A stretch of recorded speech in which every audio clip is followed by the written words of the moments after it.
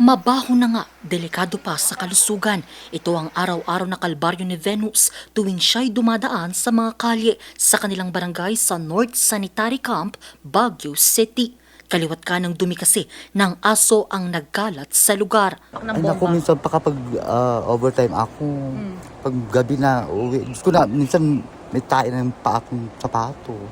Kaya minsan nakakaibiyar ng maglakad na dahil tayo sa daan. Sadyang yung mga may-ari ng mga aso, ewan ko ba, laging napapakawala kapag gabi na.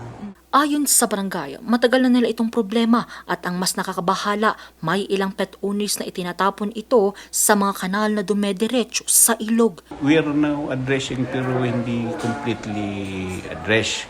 Kasi yung regarding sa poop ng mga aso, meron pa rin mga pag-alagala, especially in the morning.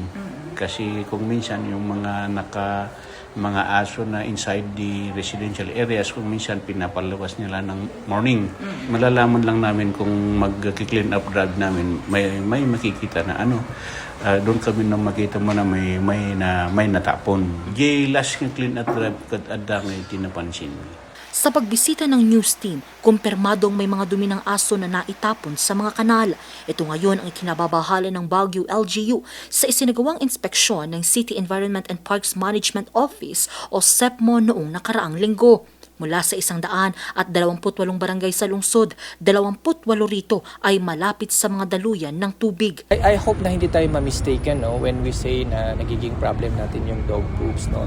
It does not mean na ayaw natin na naman sa dogs. It does not mean also that we are anti-pets. Ang sinasabi lang natin ay pagtulungan natin kung paano yung solutions. Pwede kasi yung i-flush natin yung dog poop na lang sa mga toilets. Dahil dito, nakikita na ito bilang bagong banta sa polusyon sa mga ilog. At merong mga walang disiplina ng mga pet owners na pagdating na alas 4, bubuksan nila yung kanilang gate para yung mga aso tumain na lang sa labas.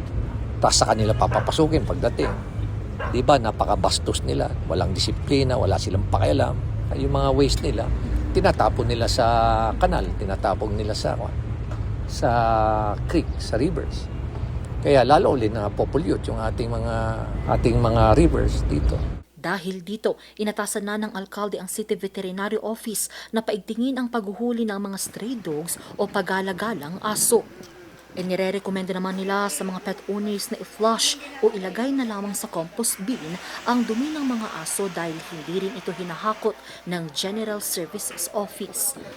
Pinaalalahanan naman ng otoridad ang publiko na huwag magtapon ng basura sa mga ilog, hindi lang para sa kalikasan, kundi para na rin sa ating kinabukasan. Angel Arquero para sa Nation on the Move.